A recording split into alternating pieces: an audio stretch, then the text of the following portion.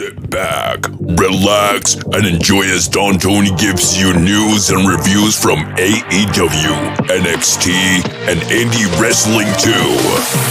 Know what's happening in the world of wrestling without the hate and clickbait.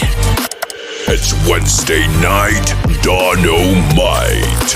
And now, your host, Don Tony.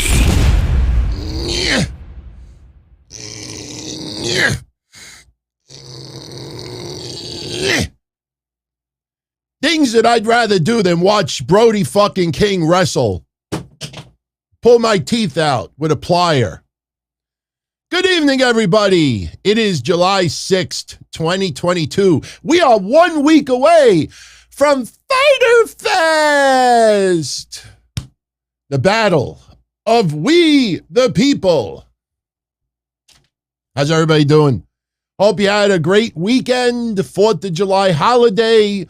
Dynamite just went off the air. Great American Bash ended yesterday. I will talk about both. Couple of tidbits. We got to talk about injuries in AEW because we got some news today about Santana. Not good. What we feared appears to have happened. So we'll talk about that. As we always do on Wednesdays, no WWE, no Raw, no SmackDown. We saved that for this weekend. Now, just want to let everybody know that loves the shows here. I had a meeting today with Pro Wrestling TV. And let's just say, if you're sick of this face, you're going to see a lot of more of it very, very soon. Not only am I going to be involved in a lot of outside projects, but panels, discussions, a few other things. Now, as far as this channel here, I don't think much will change, but what I got to start getting used to is really finishing shows, really sharp, 60 minutes, 90 minutes. It's really got to be one or the other because you will have yours truly on live TV very soon. That's all I could tell you right now. We'll talk about that in the near future. And please do not make me feel like sharing good news with the family is somehow, saying F you to the haters. I don't do this anymore to piss off haters. I do this to make you smile, to make you laugh. You think that felt good using a dirty pair of pliers that I probably used, like taking a screw out of a toilet? I didn't bother sanitizing it. It's just I watched Brody King, and I'm like, hey, Alex, I'll take things I'd rather do than watch Brody King wrestle for $400, the daily double. I'd rather zipper my pants with no underwears on and let it get stuck. I'd rather pour rubbing alcohol on an open wound. I'd rather lick. No, we won't go there. We won't go there. All right. Look, that main event was lackluster. I don't know what the fuck, why that was. We had the Rampage Rumble, the Royal Rampage, whatever that shit is. And oh my God, we got to talk about ratings in a little bit. Now, unfortunately, the Great American Bash rating is delayed. Everything with the holiday kind of like pushed everything back an extra day. So we'll have the rating tomorrow. We'll talk about it on Saturday. But, and later on, we're going to give away this very cool autographed Seth Rollins Hell in a Cell photo. That is for everybody that was part of the watch party yesterday. If you're around Friday night, I have two very cool Undertaker items. One is vintage, one is from today, and one of them is not a photo. So it's something that we showed on this show a long time ago when we were playing around with retro stuff. We're going to give something away Friday. Got to be part of the watch party. And as I said before, even if your TV provider is not available, you show up, chat with everybody, watch it on your TV at home. Just as good. We'll talk about NXT in a little bit, but let's get this episode of Dynamite out of the way. I'll tell you the truth. For me on Dynamite tonight, the things that made me feel good, look, they're in Rochester, home of Brody Lee. So seeing them pay a little love and tribute, I could get past the QT Marshall -1 stuff that we saw today. You know, we could get past that. There's no reason why we can't be a little bit real and sentimental. You know, it doesn't have to be only for the live fans in attendance. I thought that was pretty cool. I thought Wardlow winning the TNT championship was fucking awesome. I don't know why the hell it was a street fight.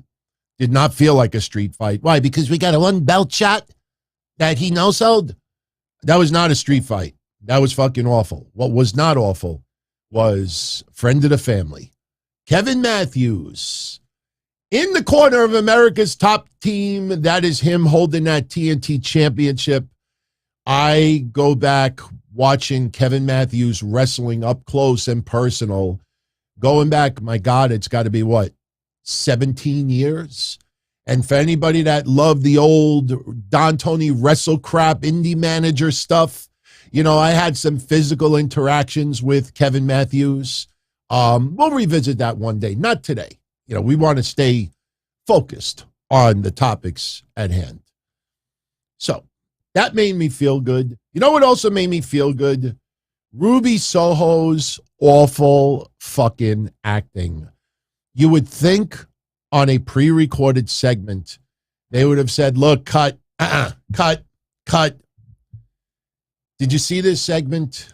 For those that missed Dynamite tonight, Eddie Kingston, I got the video of it. We could have to keep it under 5 seconds, though. We had Eddie Kingston in the ring talking about blood and guts last week, and he says, hey, Jericho, I didn't make you bleed, so I owe you one. I'm still going to go after you. Blah, blah, blah, blah, blah. Jericho is on the screen. Hey, Eddie, you said you want me to bleed? You don't think I'm ruthless? You want to see how ruthless I can get? So Ruby Soho is leaning against an SUV. Now, anyone out there, if you've ever had a loose door on a car, there is a big bolt in the middle of the door jamb that you can tighten, and that should straighten out a little bit of the looseness with the door. If you over tighten it, your door won't close. Trust me, I have my original 1991 Lincoln Mark 7 special edition. I still got it. And I had that happen about 2 years ago. I over tightened the door and I go to close the door and the door don't want to close. It keeps just popping out. You can play around with the bolts. Obviously, we don't want Ruby to legit get injured. And the spot wasn't that bad, except for one thing. Ruby they show her leaning against the SUV. And Ty is yelling at her, get up, get up. No, she is up. So what does Ruby do? Any of you out there, any of you that live in horrible neighborhoods, maybe you live in downtown Chicago, Spanish Harlem, which actually isn't as bad anymore, bad parts of Brooklyn, California, choose your pick. Really bad neighborhoods. You ever walk down the street and you see a couple of gangs and they take someone and they put their head inside the door and then they slam the door shut, fucking up their head. And you ever see somebody do that in person? Do you ever see someone who intentionally shuts a door on someone? They usually hold them in place. You usually don't have to say to the person, hey, Manuel, get over here, you fucking Manuel. I'm going to slam your head into the fucking door. Do me a favor. Put your head in the door. Yeah, put it in the jam. Oh, I'm going to break your wrist. Hey, Ruby, come here, Ruby. I'm going to break your wrist. Look at it closely, everyone. I didn't have time to put it in slow-mo. But there you go. Oh, let me put it right in there. No.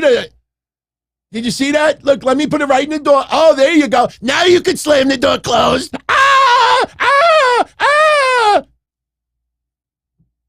Come on, man. Shit. That had the potential of being even better.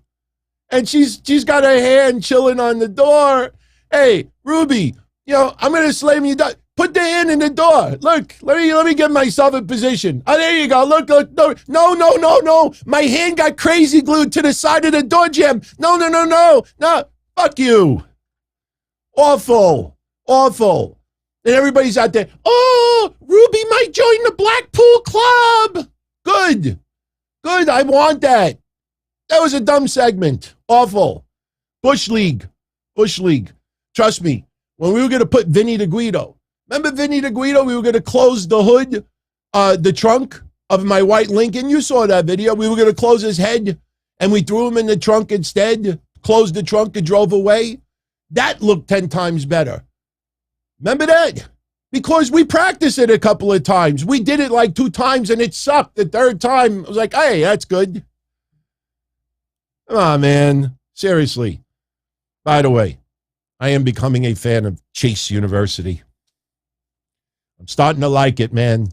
I'm starting to become a fan of Andre Chase. That guy, the censored vulgarity. But I'm telling you, I'm not going to wear as many wrestling shirts. I'll probably go more the d'Italiano. It's been requested. But I will tell you, one day, very, very soon, I will be donning the Chase University shirt. They're going to NXT UK. They're going to NXT UK, so that's going to be interesting. We'll talk about NXT a little bit later. I just felt like showing a little love for Chase University. All right. So tonight, oh, how much fun was that for Marina Shafir? I don't mind watching that every week. All right, Marina, today's class is we're going to keep beating you up in the corner, and all you're going to do is sell. It's like that scene from Trading Places. Sell! You're just going to get pin attempt after pin attempt after pin attempt. You're going to keep kicking out and kicking out. I thought she did better today. But please, having some stiff elbows, hard chops, little headbutt, and trying to get extra physical with Marina to make it look like a shoot. I'm not going to turn around and say, hey, you know what? We should lighten up on Marina. She took a beating today. No, learn how to fucking sell. Learn how to fucking reverse. Learn how to tell a story. You know, this is not a video game. I mean, if you looked very, very closely today, all her offense for the most part is like kicks, more kicks. But that was interesting to watch. But, you know, it's funny how you get this climate of AEW, like, we don't need gimmick names. We don't need catchy things. We just want great wrestling. And I'm not saying that Thunder Rosa and Tony Storm aren't great. Of course they're awesome. But now because they stepped in shit, Thunder Storm. Ah! Thunderstorm. How do you like those AEW Women's Tag Team Championships? Huh?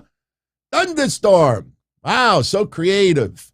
Now we're going to get Thunderstorm on our TV all the time, and where the fuck is this going to lead? Why? Because it's going to look good on a shirt? Where the fuck is Britt Baker? Deeb and Martinez are going to wrestle on Rampage against who? Lisa Nobody #1 and Maria Bland #2? Who the fuck cares? Decisive win. Come on, smoke and mirrors, in my opinion. But that match, a little bit interesting. Still think that Marina Shafir is not ready for prime time. Marina Shafir, I want to see her AEW Dark and Elevation record to be 95-4. Let her get 90 wins on Dark and Elevation. Let it get to the point like, oh, you know who's gotten better than Marina Shafir? Think I'm kidding? We talked about it yesterday on the watch party for Great American Bash, and I saw last night when I was looking for a screenshot of her from Great American Bash, I saw a lot of people, important people, going out of their way to show a little bit of love and a respect for Tiffany Stratton, not because she's a blonde, not because she's got a tremendous body, not because she's got beautiful lips for some of you out there, but if you watch her week after week after week after week after week, she's putting it together. She is putting it together. Yesterday, she had her best match of her career against Wendy Chu. And of course, Wendy Chu led her along, but she did fabulous yesterday. And that's the thing that I've been saying for 2.5 years when NXT needed to go back to its roots and build the stars of tomorrow. And there are people like me and some of you out there that like to watch people on the rise. It's like watching AAA baseball or college football or college basketball. It's not just rooting for your team or your school or your state. It's to see the prospects of tomorrow. Here in New York with the Mets, there's this catcher, Alvarez, I think it is, and everybody's watching AAA to see him rise to the major leagues. So we're watching before our very eyes people developing, gelling, starting to put it together. Is she ready for the main roster? No, not even close. But you look at Marina Shafir and all that time she's getting on Dynamite, because of her background, because who she's married to, and because they think she's got some name recognition. Somebody obviously is extremely fancied over Marina Shafir. You look at the rest of that women's roster and you say, what happened to Athena? What happened to Athena? Is there some holiday that she celebrates that suddenly she's absent? And I know what some people can say, well, DT, not everybody could be on TV every single week. How about a little continuity, a little bit? What happened to Chris Statlander? What was this week? What, they couldn't get into Buffalo? So Stratton, in my opinion, better than Marina Shafir. And if you don't watch NXT on a regular basis, don't take what I say and try to, criticize it. Watch and see what I'm talking about, and then you'll understand why I say that. All right. So as I said at the beginning of the show, Scorpio Sky loses the TNT Championship to Wardlow. Wardlow is your new TNT champion, and good. They made the right call. The street fight stipulation, unnecessary. If it's a street fight, you expect a lot of weapons to be used. You expect a lot of interference, a lot of clusterfuck.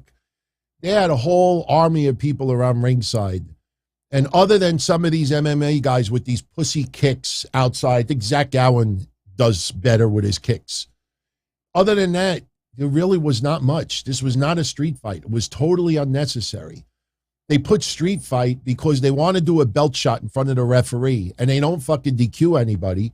So we'll do a street fight, and that kind of clears up. He wins. Rojo Bear says, well, Sky was hurt going into the match. Okay, what does that have to do with it being a street fight or a regular match or anything else? You mean to tell me, with 95 people at ringside, you can't have Dan Lambert distract the referee for a second? Scorpio Sky hits him with the belt, not in front of the referee, and just have it as a regular match? Why do we need the extra step? I mean, look, in the end, the right person won. And that's the bottom line. I mean, that's all that matters at this point. Wardlow is now the champion, and I got a little MJF tidbit in a little bit. We'll talk about some comments that Wardlow made about MJF, and we'll talk about Tony Khan's revealing silence about MJF.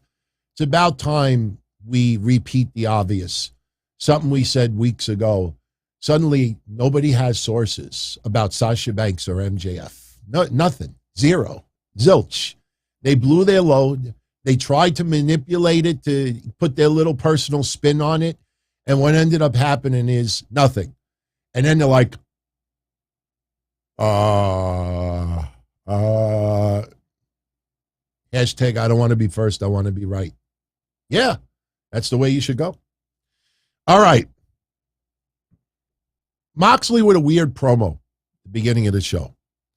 Moxley saying that the haters are betting against him and that Brody could surprise him. No, they're not. Tell me one fucking hater out there that actually thought Brody King had some type of a shot tonight against Jon Moxley. I mean, I love Moxley. We all do. But his promo made zero sense. Some people hear it on the surface. Oh, Moxley, intense promo. Made no fucking sense. Another unnecessary segment tonight. Mark Sterling, because he does so much work behind the scenes, we got to give him multiple segments on the show tonight and more because these people have to deal with Rampage. He's in the back with Tony Nese, and they have a petition.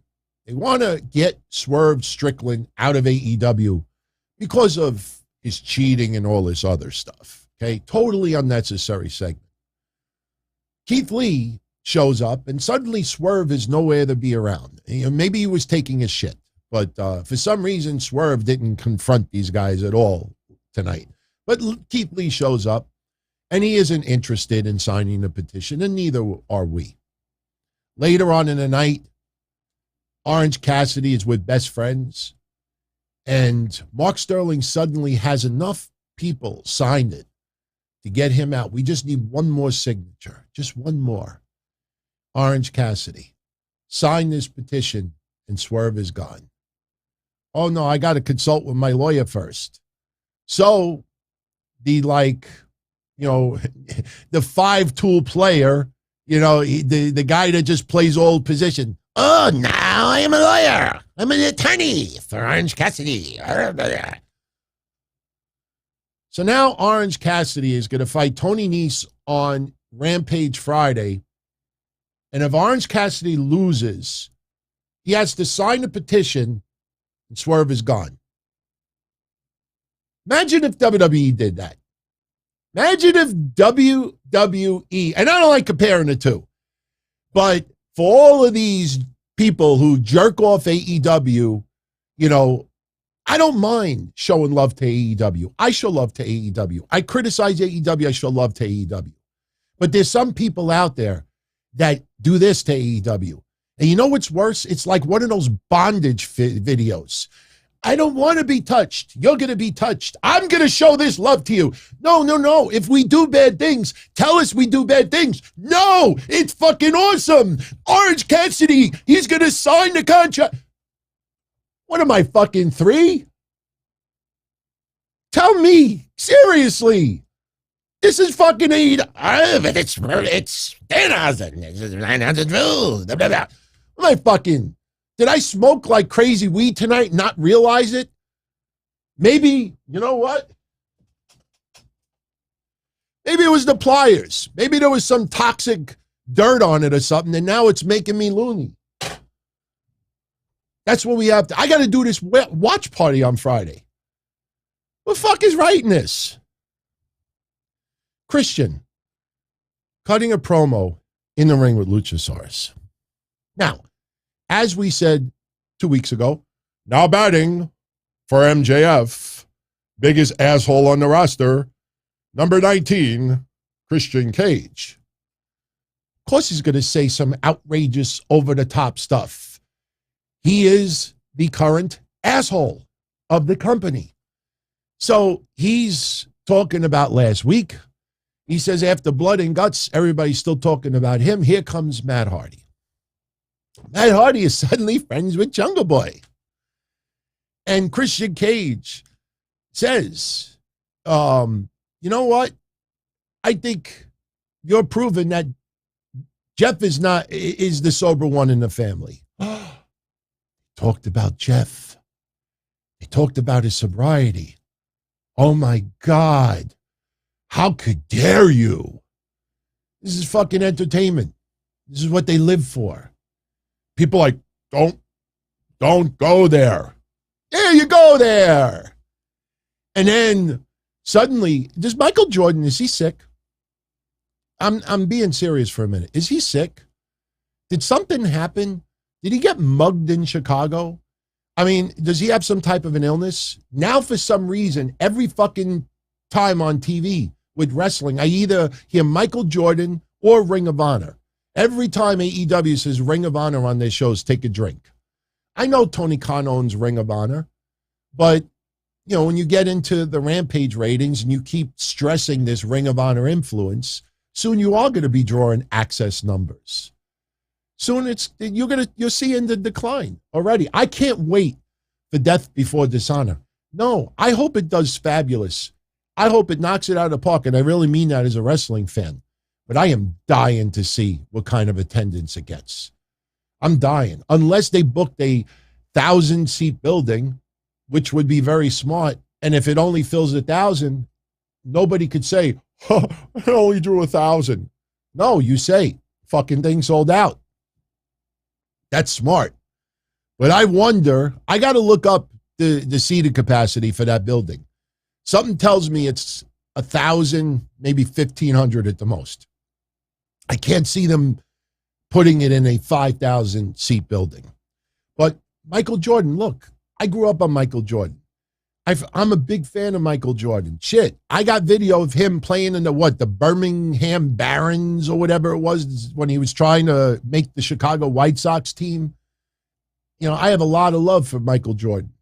But now every week, Michael Jordan, Michael Jordan, Michael Jordan, Michael Jordan, Michael Jordan. What about the last 10, 15 years? So Matt Hardy says Christian is the Michael Jordan of being an asshole. Now they're basically ripping each other. Christian is using Luchasaurus to go further. Matt Hardy's using Jungle Boy to go further. Matt Hardy's not even caring about his brother, blah, blah, blah, blah. And then Luchasaurus beats the fuck out of Matt Hardy. Puts him to a table, leads him up against a ring post, kicks him in the head. I like Luchasaurus as a heel because now he could go slow. And a slow Luchasaurus, a methodical Luchasaurus, is better than a high-flying Luchasaurus. I like what they're doing with Luchasaurus. I just hope we don't get the goofy reuniting where Jungle Boy shows up and Luchasaurus does one of these. Now, pretend I have a dinosaur mask on. Just picture it, and he does one of these. Like he's like when you talk to a dog, and you're like, you want to take a walk with me to the mall? When I walk past the park and I pass across a bunch of hot babes, make sure you jump on them so they fall in love with you, and maybe I can get some pussy tonight. Remember that. Jungle Boy is going to show up, and Luchasaurus suddenly is not going to understand English or doesn't understand Jungle Boy, and he's going to be like a dog. You're going to see him go like this.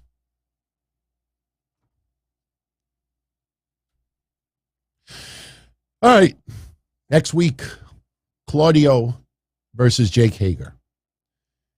They name drop WWE. Jake Hager says you were never a Ring of Honor champion. Yes, I'm taking a drink. It's water. You were never WWE world champion. You'll never be world champion. Oh, but I'm 2-0. And next week, I'm going to be 3-0. Now I sound like Miro, who called out the House of Black this week. The Redeemer will now be stuck against the House of Black for the foreseeable future. No titles, no gold. Suddenly, God don't want gold. God want black. House of Black. Butcher and the Blade lose to Keith Lee and Swerve Strickland. Butcher and the Blade got cheered. There were parts of this match where Keith Lee got booed pretty good. That's because the Butcher and the Blade are very popular in upstate New York. Butcher is in a band, and he is very, very respected and loved. I think AEW, it was cool that they put the Butcher and the Blade on TV because of that crowd, but I think they also underestimated the popularity of those guys. This match was a mess. It was a mess. If you watch the match closely, especially towards the latter part, you have one segment where the Blade is in the ring on his knee in the corner, and the Butcher is being fed with double teaming maneuvers by Swerve Strickland and Keith Lee. And the Blade is just there watching. Now, if he was selling that he was beat up and injured, that's fine, but he's on his knee and he's watching. As soon as the Butcher gets knocked out of the ring, here he comes trying to hit some offensive moves. But what this happened in the match was Blade pulled Strickland in front of Butcher. Keith Lee inadvertently hit Strickland.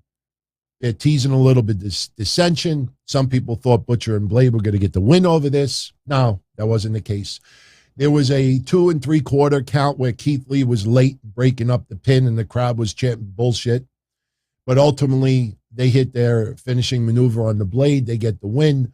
There was a fist pump towards the end of the match. Like, okay, we're having some bumps in the road, but, we're back on the same page. So soon as the match is over, Hobbs comes out.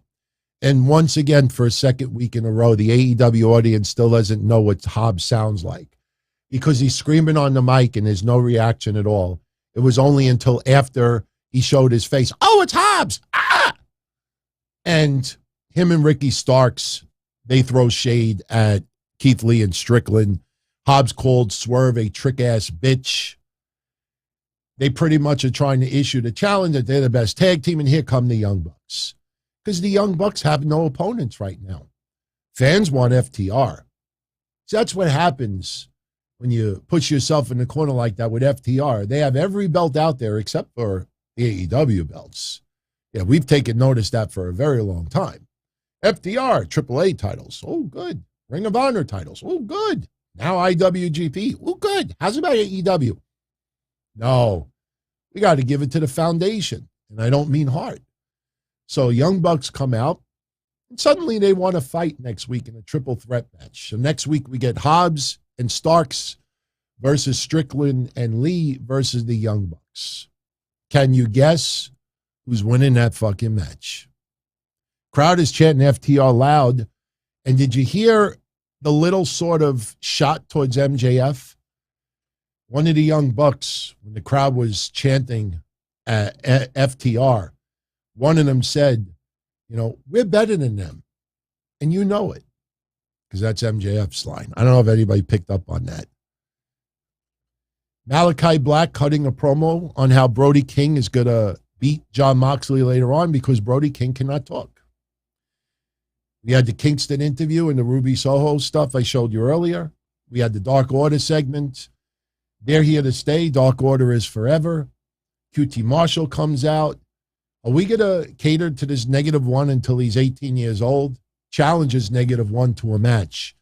Now I'm getting Kenny Omega Japan vibes, but we don't get that. Hangman Page comes out.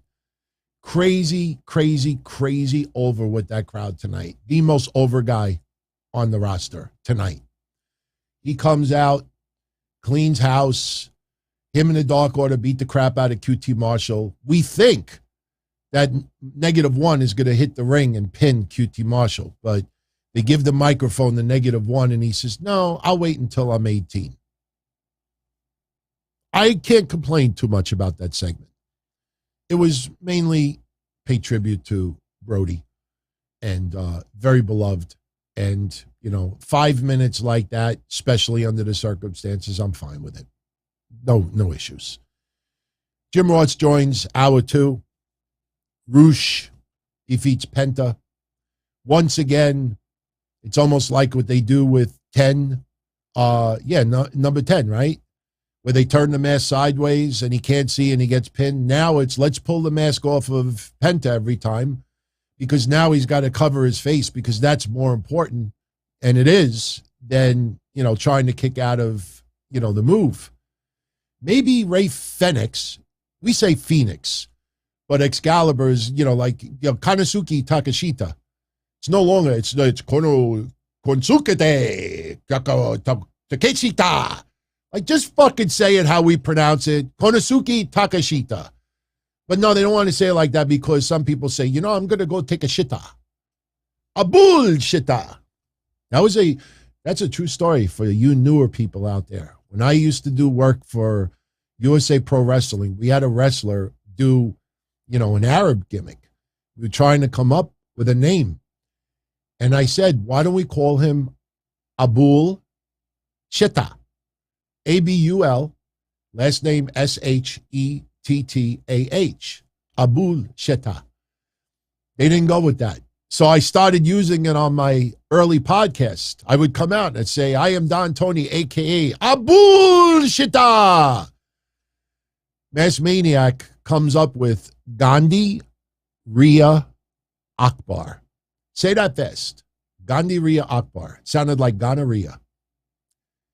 Would not be doing that character in 2021 or 2022. So, JR joins hour 2. Roosh defeats Penta. Towards the end of the match, Penta goes for the pin. Andrade puts Roosh's foot on the ropes. We get a little bit of a clusterfuck. Referee distracted. Roosh, low blow, rips off the mask, pins Penta. think pretty expected, especially you don't just bring Roosh in, do these promos, making him look like the Miami Vice version of Deacon Batista back in the day, just to lose. So he gets the win. They start hyping up Death Before Dishonor, July 23rd, Jay Lethal versus Samoa Joe for the Ring of Honor TV champion. Is Samoa Joe just regulated to Ring of Honor now? This motherfucker ain't fighting. Is he on the injured list? I don't think so. Just saying. Just saying.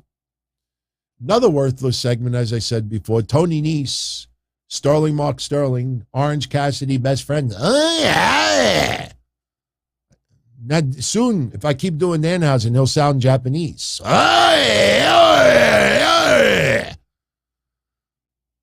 Gun Club and the Acclaimed defeated Fuego del Sol and Roughing It. They're more into the names. Leon Ruffin. Who came up with Roughing It? How are they roughing it? That guy was NXT North American champion. Roughing it. Anyway, Max Caster's about to do his rap. Gun Club take the mic away from him. They're still pissed off after what happened last week. Gun Club steal the victory from the Acclaim. The Acclaim was going to get the victory. Gun Club took the victory themselves, selfish. After the match, Gun Club attacks the Acclaimed. Here comes Billy Gunn. He's pushing the Gun Club off. What are you doing? Teasing that he's going to take the sides of the Acclaimed once again. This time around, Billy Gunn attacks Max Caster and laid out. And Anthony Bowen, suddenly looking mentally disabled, we have to say it like that, instead of like, you just hit my partner. You just laid him out. The fuck is wrong with you? Why would you do that? No, he's like, scissor me, bitch. Scissor me, daddy-o. Scissor me, ass. Mr. Ass, you deserve to get the famouser. Now, I like the Acclaim turning babyface. It's about time. They'll feud with the Gun Club. I'm happy that they're getting, TV exposure that's not Rampage or, Darker Elevation. But, come on, man. You just laid out my partner. You turned against us. The fuck you do? Seriously. Scissor me, bitch. My fingers hurt after that. I wonder if Anthony Bowens, you never know who's watching, believe me. I want to say something, a shout out to somebody tonight, but I can't do it.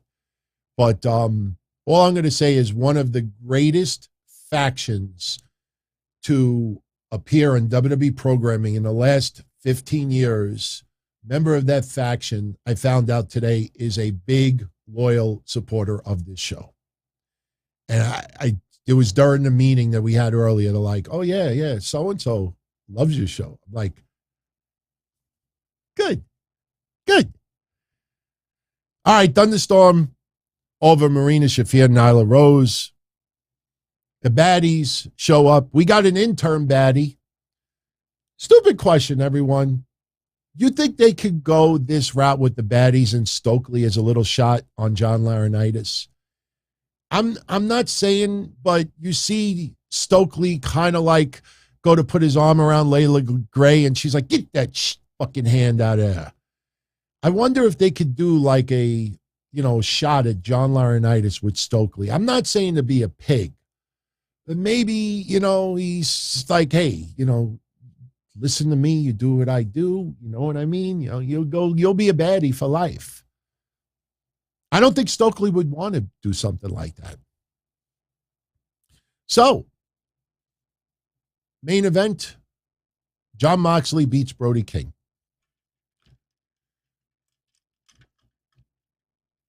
I forgot to mention, Roosh is a former Ring of Honor champion. Brody King, Ring of Honor. Moxley mentioned that, Brody King's Ring of Honor. Ring of Honor. The match sucked. Crowd loved it.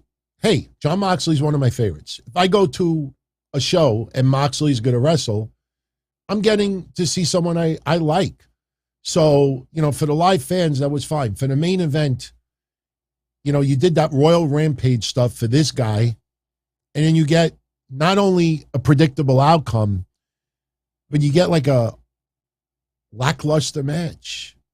I mean, I was having more fun looking at Brody Lee's rolls. He's got jelly rolls.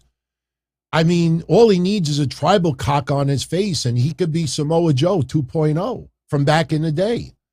I mean, this guy's got rolls upon rolls. I just don't like the guy, especially after that Edge comment. I'm not one of these obsessed fans of Edge. When he made that remark, you just imagine on the other side of the keyboard, he thought he was so cool for school. Oh, he hit send. Look at me now. You house of pancake tattooed fucking Oompa Loompa. I don't want to be you. I don't want to be a wrestler. I don't want your job. That's what people used to say back in the day. Oh, you're just jealous because you want to be. No. No fucking way. You Oompa Loompa fucking goof. You house of fucking bullshit ridiculousness. Unbelievable. So that was our episode of Dynamite tonight. Overall, a fun episode. I mean, it had good points, but some of the points were kind of like, It was not one of their stronger episodes. Maybe they needed to give a magical title to it tonight, because next week it's Fighter Fest #1. And then because it's so big, we have to have Fighter Fest #2. So put a title. What would we have done tonight? I like the House of Black. And I never thought the House of Black looked like, the Judgment Day. Why? Because they have dark, I mean, Edge with the Brood and the Ministry of Darkness and everything else. I mean, I don't know. I don't even think we need to go there. So, Rampage on Friday, we got, and I'm saying it the way I want, Konosuke Takashita versus Eddie Kingston. We have Mercedes Martinez and Serena Deeb. They're going to team up and beat the balls out of two nobodies. Jonathan Gresham and Lee Moriarty taking on the Gates of Anarchy with Tully Blanchard. I'm going to enjoy that match just to see Tully Blanchard back on my screen. And we have Orange Cassidy versus Tony Nese with the awesome stipulation about the petition. The fucking petition. Jesus Christ. All right. Before we talk about AEW injuries, let's talk a little briefly about NXT, Great American Bash. Quick little programming note. Tomorrow, July 7th, I was going to be bringing back the mailbag. I completely forgot to put a preview video, a thread in the community section. Some of you emailed me already, but not enough that we could do a nice little pre-recorded episode over it.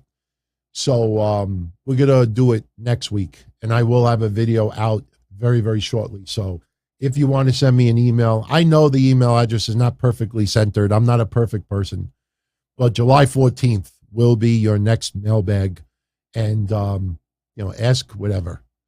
No question is too stupid, believe me. All right, very quickly. Yesterday, the big talk in Great American Bash, because look, curiosity is what piques people more than anything else. We had new women's tag team champions, which we all pretty much figured that Roxanne, Perez, and Cora Jade were going to get it. Loved it. Definitely the right way to go. Every time like Toxic Attraction loses the title, they're going up to the main roster. Do you really think, seriously, I know they're eye candy, and I know that they're decent, but do you really think that Toxic Attraction is ready for the main roster? When you look at the caliber, would she get a fight? Dana Brooke and Tamina every week? What happens when they fight all these other women? They're going to get their ass handed to them. Now, if you want to put one or two women's tag teams in the tournament, when they start the tournament for the women's tag titles, fine. They're not ready for the main roster, but they lost the tag belts yesterday. And I like the storyline about Cora Jade and Roxanne Perez. They are very, very close. So when Cora Jade turns on Roxanne Perez down the line, which needs to happen, it is going to be definitely the buzz of the NXT women's world. But the curiosity yesterday was because of a barcode. What's that called again? You know, they put that, it's not a barcode. I'm drawing a blank right now. Someone in the chat bailed me out. They put something on the screen. No, it's a Q code. I remember. Q code. They put a Q code on the screen. And they tell everybody, QR code. Thank you, Kevin. QR code.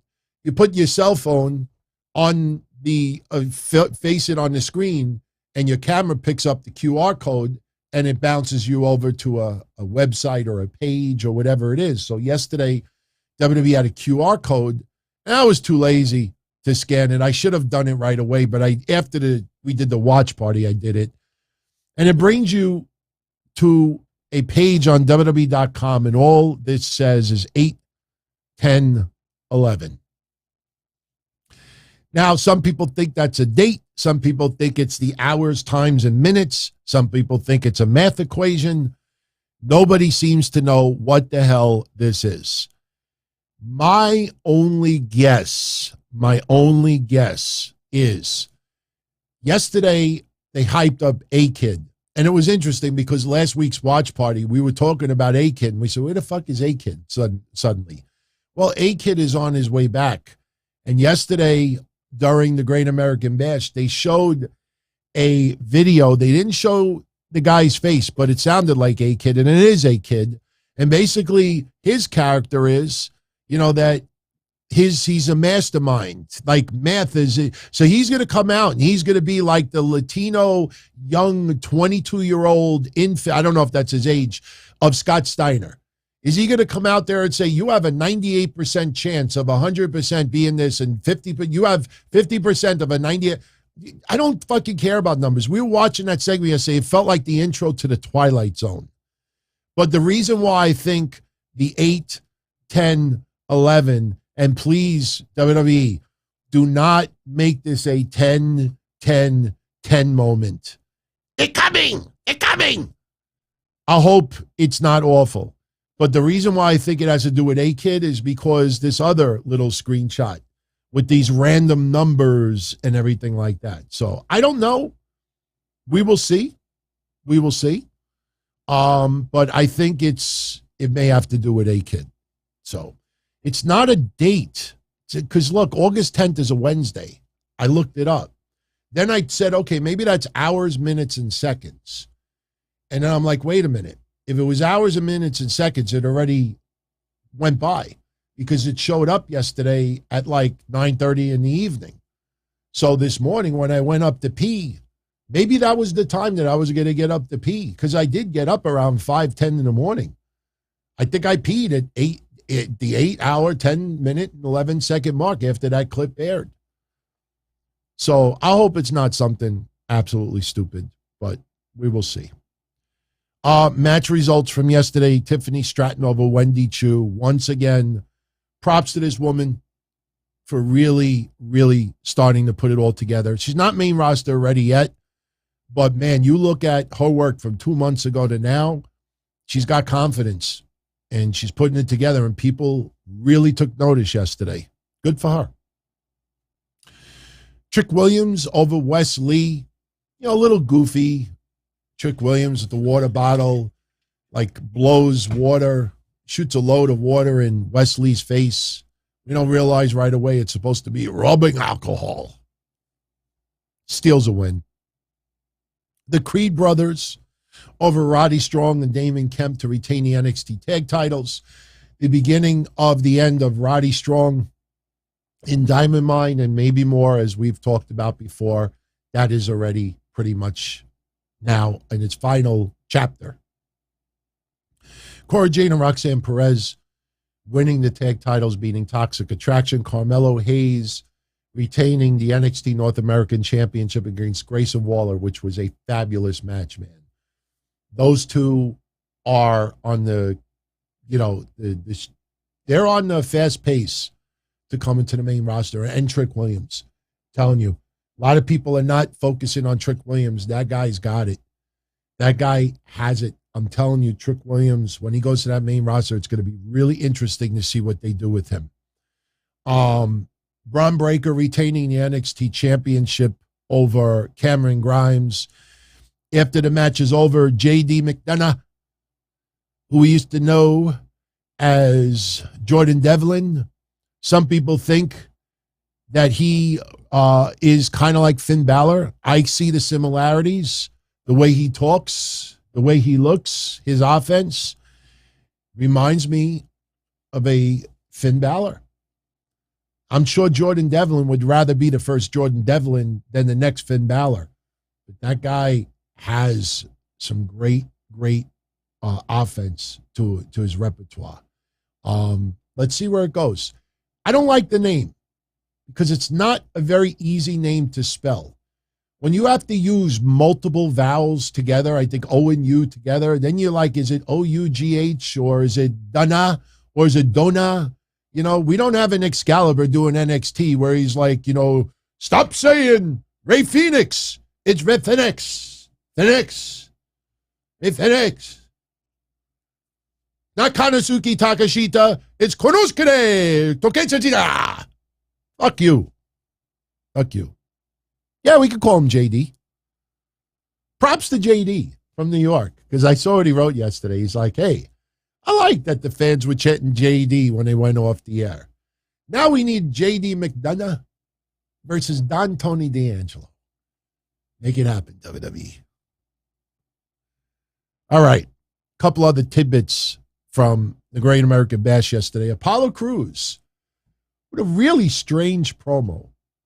We had a good laugh about it yesterday. The promo he cut yesterday at Great American Bash should have been done the second week after he... Remember that week after he debuted on NXT or came back?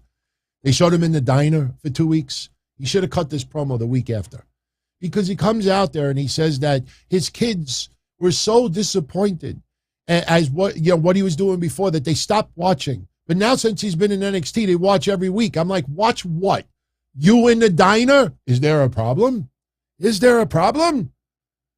Sir, you didn't even buy coffee. Is there a problem? Like, the guys had one match in a month. Well, my kids watch every week now. They watch me. Watch you do what? So anyway, next week, he is going to get a match, and he's going to face Cesaro on Wish. I'm sorry, I can't get out of my head. Giovanni Vinci. That's going to be an awesome match next week. Listen, man, Fabian Aichner could fucking go. But I don't like this at all. It just reminds me of Cesaro. You know what's interesting? If you look at the timeline, remember when Cesaro, we talked about this, right? All the reports that Cesaro has basically sent out feelers everywhere and hasn't been getting bites, and he may return back to WWE. And then a couple of days later, that's when Tony Khan reached out to him and they had the discussion. He ended up signing the deal. If you go back at the timeline, when they started doing this, it does sync up with when Tony Khan had the meeting with Claudio. And I wonder if once WWE found out through the grapevine that Claudio was going to sign with AEW, I think they went ahead and went full-blown, Cesaro ripoff. Giovanni Vinci. But now he smiles. They have a sensor on the cameras for NXT. Whenever you see Vinci teeth, you snap the camera. He could be looking around like this, and as soon as he smiles,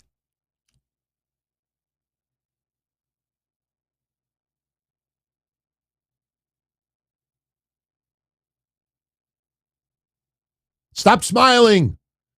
It's annoying where Raquel Rodriguez doing it.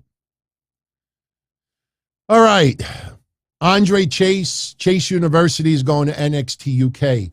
Something that we picked up on last week, and it appears to be happening.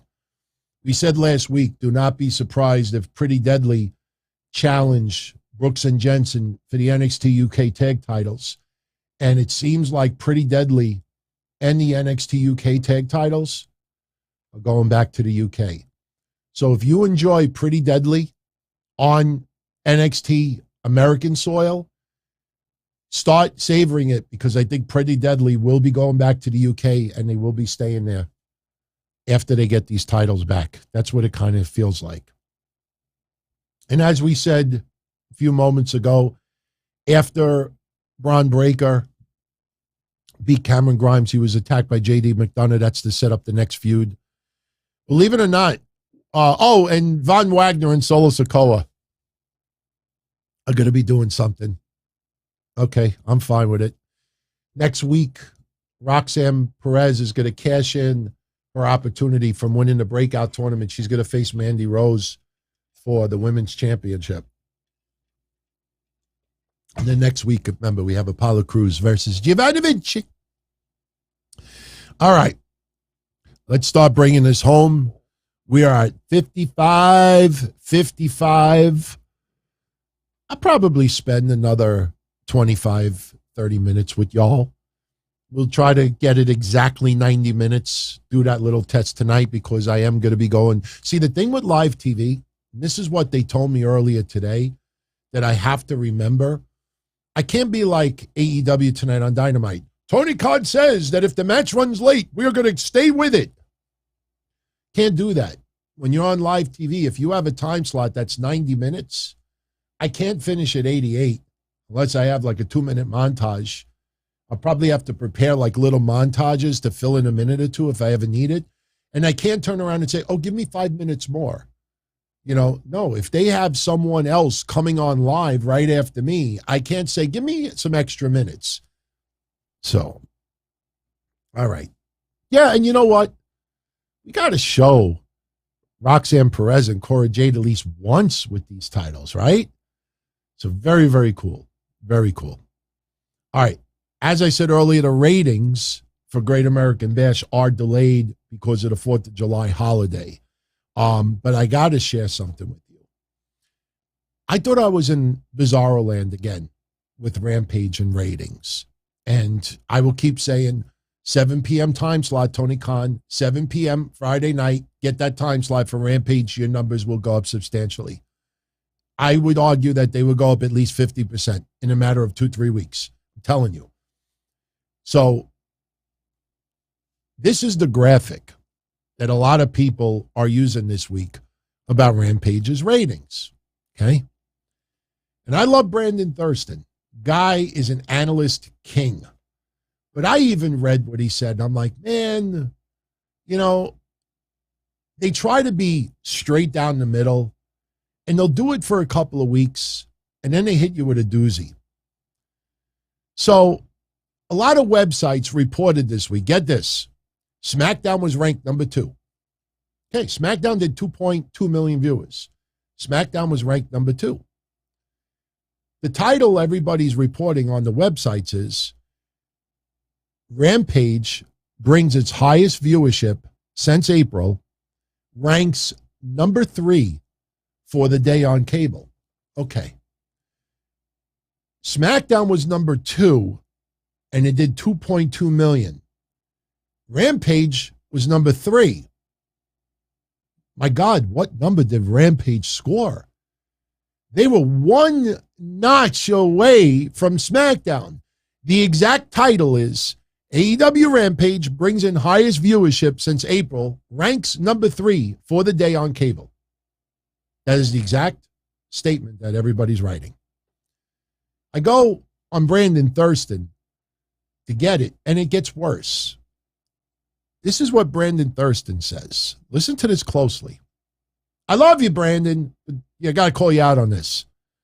Rampage ranked number 3 in the 18 to 49 amongst cable originals. That's Rampage's best original ranking since October of last year. You see this little special word, original? So it's not even compared amongst all the shows now. Now it's original programming. When I saw that, Rampage only did 486,000 viewers, everybody. How the fuck does Rampage only get 486 and people are saying SmackDown ranked number 2, Rampage ranked number 3? Then I see Brandon writing, Rampage had its best cable original rating since October. And I said, am I in the fucking Twilight Zone? What the hell were their ratings from October to today? And I started researching it, and there's, here, for example, April 22nd, they did 518, higher. But he's saying highest since October. You see how you play around with numbers to try to make it seem what it is? They did 486 fucking thousand viewers. That is pitiful. This was the Royal Rampage. You can't even break 500? Well, here's the trend. Here's the trend. If you go back to March, okay, or better yet, you go back to April, first week in April, Ring of Honor, now purchased by Tony Khan. We have WrestleMania weekend. Ring of Honor has their event as advertised. And then the following week, we start getting this Ring of Honor, influx on TV. We get what? Trent versus Samoa Joe? Seriously, where's that fucking wrench? Look, I watched Trent wrestle in the past, and I like Samoa Joe. Tony Khan's writing online that time, this is a fantasy match of mine. This is a match that I have visioned for years, not for us. So that started happening week after week. This is a dream match of mine, a dream match, a dream match, a dream match. Well, before he started doing that, these were the ratings from April backwards, okay? We're going backwards. 600, 456, 425, 398. Remember, that was the midnight time slot, 398. Remember they aired almost midnight one night? That was after basketball, I think it was. But here, this is prior to buying Ring of Honor.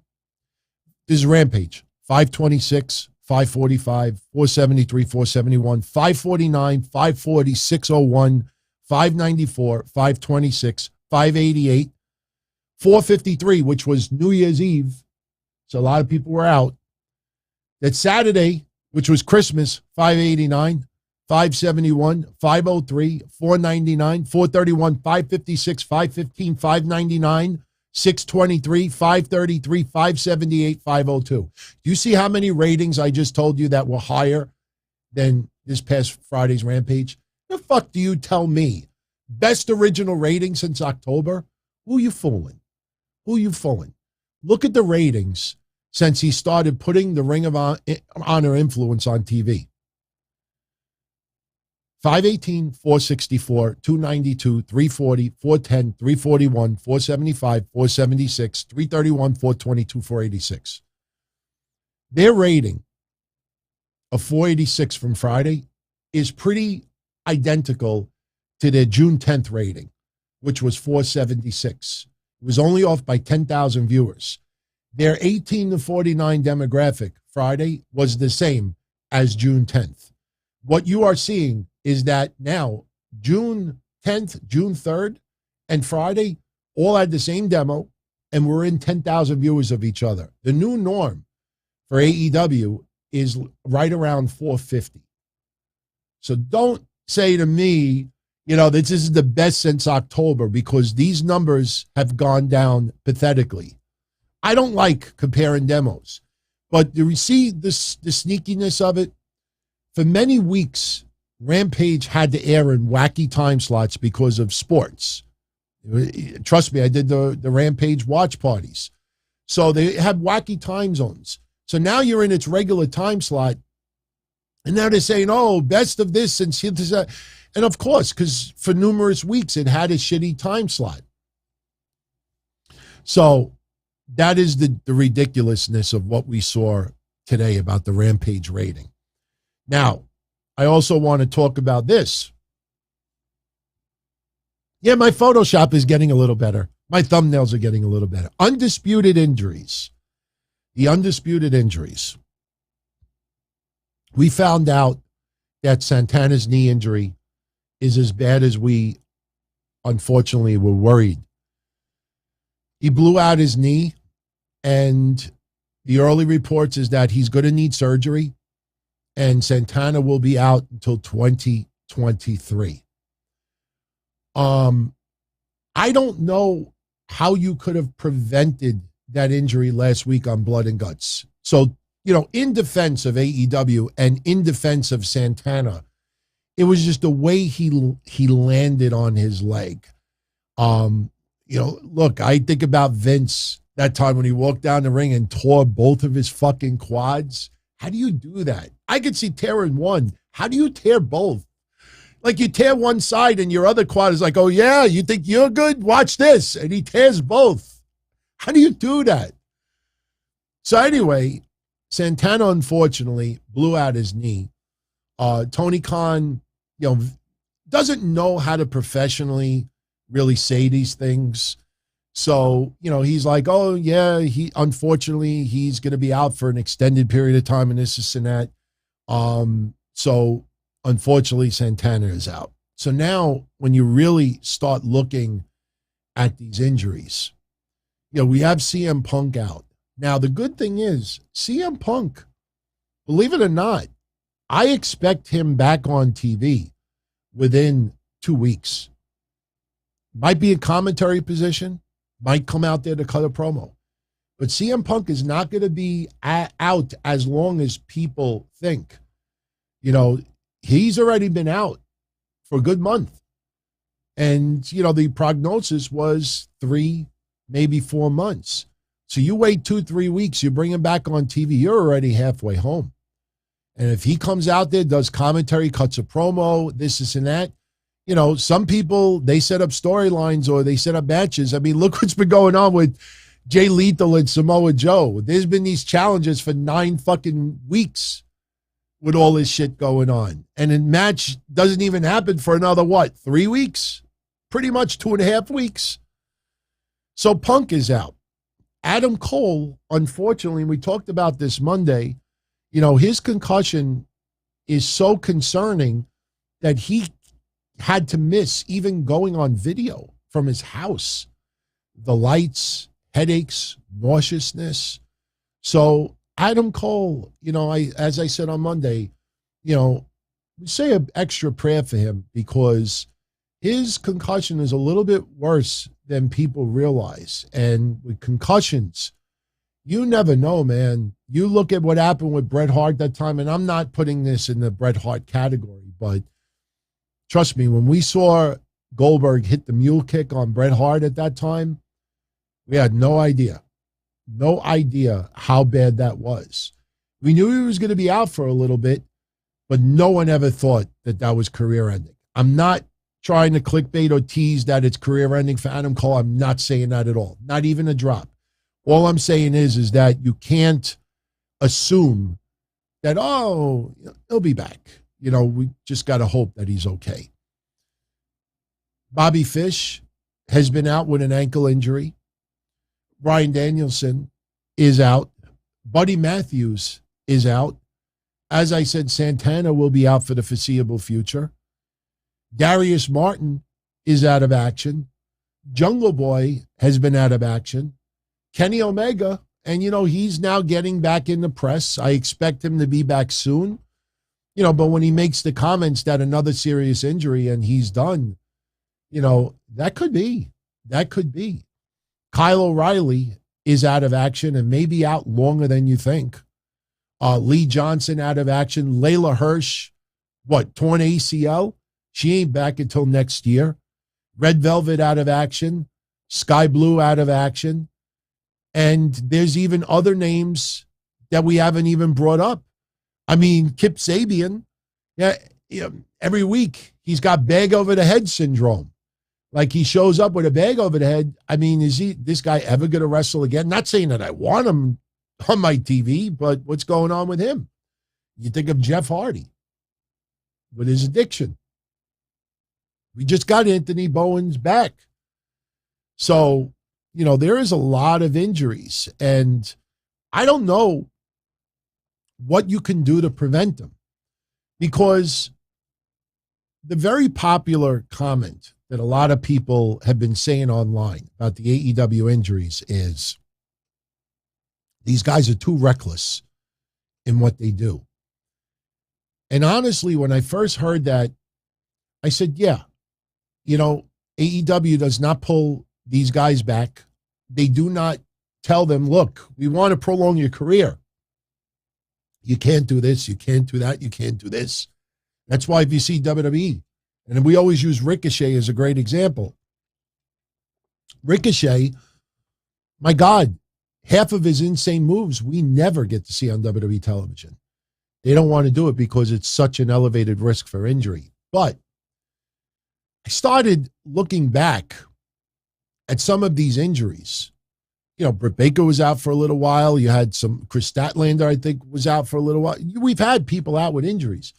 But if you look at this latest crop of injuries, I mean, are you really asking CM Punk not to jump off a top rope anymore? I mean, Santana's was freaky. Kyle O'Reilly, it's just a culmination of just adding aggravation, you know, to soreness and injury and sprains.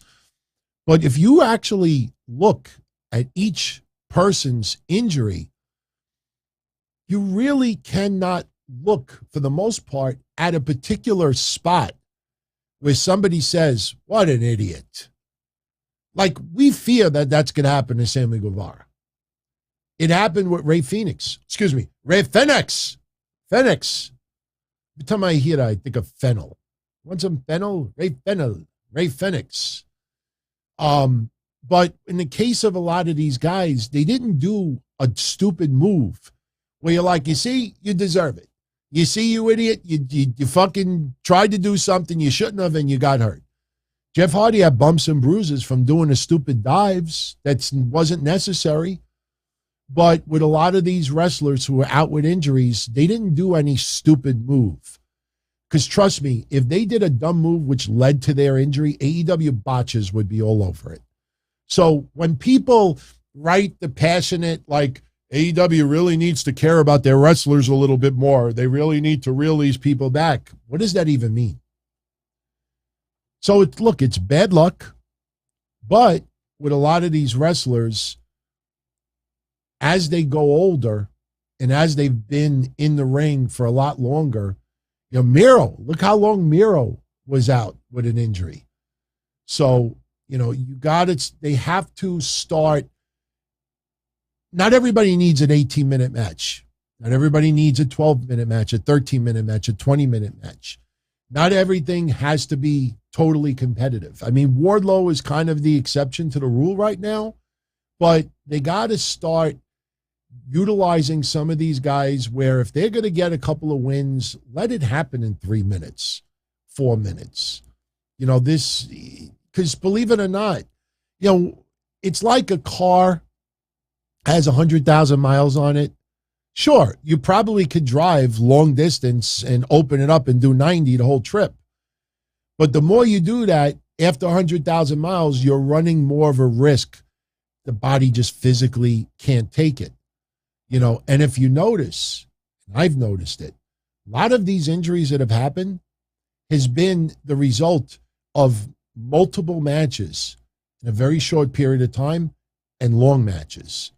If you look at almost everybody, there are a couple of exceptions, no question. But if you look at some of these wrestlers, the wear and tear, it's because they're doing overtime and doing 20 minutes here and then doing 10 minutes here and, 15 minutes here, 2 matches in 3 days. I know you might think the WWE schedule is like that, but in a lot of times you'll see somebody win in 3 minutes. You'll see tag teams. You'll see, some variations because they try to be a little bit more careful with their wrestlers. So injuries are plaguing them big time, and it is concerning. So I don't know how you can, deal with that.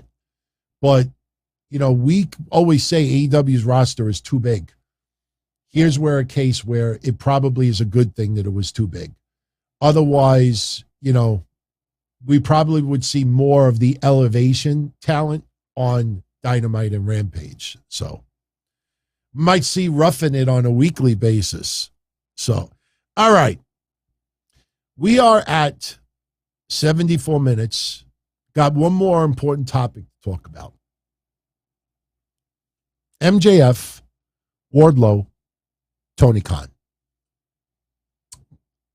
what we've talked about with Tony Khan's side of this, we've talked about many times before. And as each day goes by, you realize how spot on you and I have been for a while now. Wardlow was on a podcast called Casual Conversations with the Wrestling Classic. I've heard some of their shows. They're pretty good. No complaints about them at all. They brought up MJF to Wardlow. I'm going to read you what Wardlow said. And you interpret it how you want, if you think it's storyline or not. But I want to read you what Wardlow said, then we get to Tony Khan. Wardlow says, and I quote, "Honestly, I shouldn't even give this subject the time of day. And I really don't care to, but I do understand. People got to understand. We were together for 3 years. He was the first 3 years of my career. He was a big part of my career. So if anyone is allowed to touch on this subject, it's probably me. I'll just say this. He is not a good person. He is a piece of shit. It was not enjoyable working for him.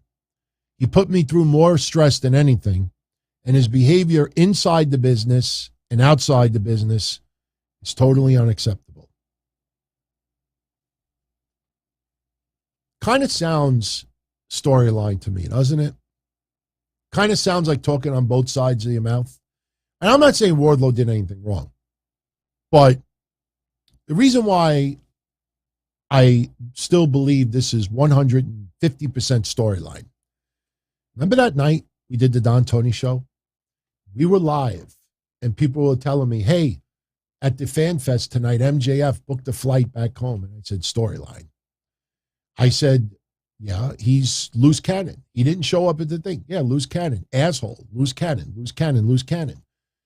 Anybody could book a flight, pay an extra $25. These guys make $100,000 plus. $25 is not going to be a lot. I'm sure Tony Khan is like, hey, whatever it costs, I'll give you the money back. And you pay the extra for the cancellation fee and you cancel the flight, you got your money back. But Tony Khan's, and yes, it's a play on words, Tony Khan's silence is deafening. Because when Sasha Banks and Naomi walked out of WWE, everybody had an opinion about it. No, I am not comparing MJF walking out to Sasha and Naomi. I'm talking about the reaction. Everybody had an opinion. Hell, CM Punk even sent this public service to everybody. You see, you got to stand by your people. Blah, blah, blah, blah, blah, blah. So MJF walks out. Such a disrespectful thing to do. Calls the boss a fucking mark. Suddenly, TBS, their censor people are asleep. That was a 9-second delay, everyone. They didn't censor anything that MJF said. That's a telltale sign right there. But you saw the IWC and the pro wrestling community reaction to Sasha and Naomi. If what MJF did was such a dick move, unprofessional and classless, why is everybody silent about it? Why is everybody in AEW saying, look, we bust our ass. We do this week in and week out and week in and week out. And yeah, maybe the guy does deserve more money, but that's not how you do business. Everybody is fucking silent about it. Every time you talk to Tony Khan, busted open, screm, whatever it is, I don't want to talk about it. I don't want to talk about it. I don't want to talk about it. We can't say MJF banged his wife because he ain't married. We can't say that he banged his boyfriend because I don't know if Tony Khan is straight or gay. I don't care. I don't care what anybody's sexual preference is. I don't think MJF kicked his dog if he's got a dog. I don't think he pissed in his gas tank. If MJF did something so unprofessional to Tony Khan and AEW, how does the leader of the company let it simmer and brew and gel and develop and let everybody come with up to their own fucking conclusion? And suddenly the wrestling news community that does this, like we said earlier, suddenly they want to talk about it. Okay, so we won't either. We won't either. How does MJF do such an unprofessional, horrible, awful for the business to respect and everything like that? And not even the owner sends a message to his employees. You don't throw this guy under the bus. You don't do nothing. So the more Tony Khan keeps his mouth shut, the more glaring this storyline is. Tony Khan, unfortunately, he is working his ass off. He is trying to get AEW to the next level, and he's doing a good job. But this is where having a creative booker is absolutely necessary. The reason why Tony Khan does not go on record and say anything is because if MJF does come back in a storyline, which he will, he's going to look like a fucking liar. If he goes public and says all this stuff and MJF reappears, if he says nothing, what do you think the sausage is going to be? Oh, it was a shoot before it turned into a work. And then it was a work that turned into a shoot. And now it's a shoot back into a work again. That's this dumb shit they're going to spin to all of you. If Tony Khan goes on record and says things to make you believe that MJF legit walked out and it's a storyline, this motherfucker lied to the fans' faces. Tony Khan, I thought you weren't WWE. And then Tony Khan this week actually goes on record and says, yeah, I would collab with WWE. The awful company that fires hundreds of people, that treats their wrestlers like shit, their contracts are garbage, the billionaire that bangs employees and then pays hush money, you actually go on record, because this guy, I say this nicely, this guy doesn't know how to answer these questions. Are you going to pay for abortions for people? Well, we haven't talked about that yet. What do you have to say about MJF? Oh, I have no comment, because what I say may be and will be held against me. Well, what do you think about WWE? Yeah, if we could do something together. This guy don't know what the fuck to say to these people. And the problem is, and I've said it before, busted open, I get it. They want Tony Khan there every week. So they're not going to piss him off. They're not going to put him in a corner. Because Tony Khan, you see how he reacts. You put him in a corner, Tony Khan ain't coming back. So you see a lot of these other people trying to rub elbows and they look like chickens doing it. They let it go.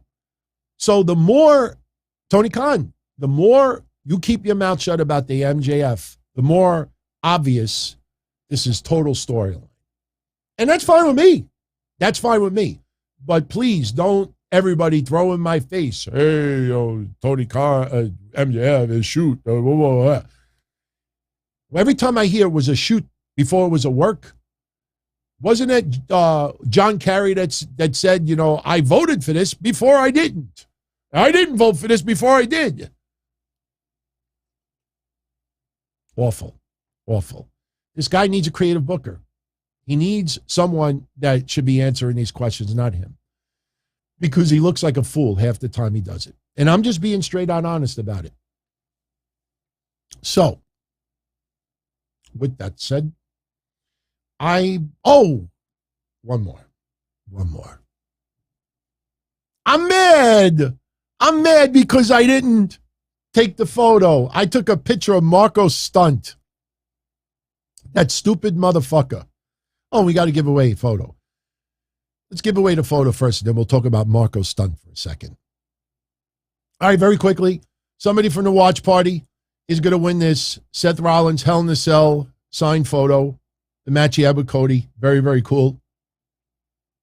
Let's put the wheel on the screen. This is everybody who was at the watch party yesterday. Some people are on stage.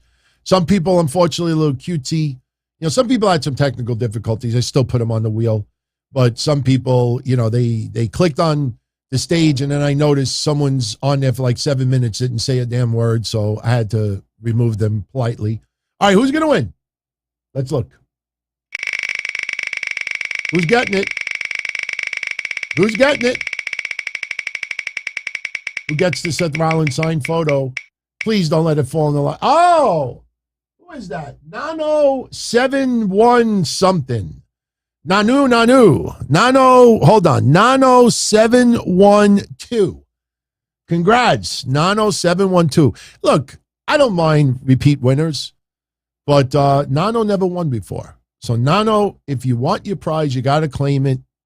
I think 3 days is enough time to claim it. If not, it goes back in the pool. We'll give it away. Nano712. Nano712. All right. Marko Stunt. He was interviewed, and This is why Marko Stunt really just should stay in indie wrestling and never be heard of ever again. He's like Zach Allen with two good legs, in my opinion. He's like a freak show more than anything else. When he first was on TV, they actually dared to let me believe that he could beat up the guys that he did. It was a joke.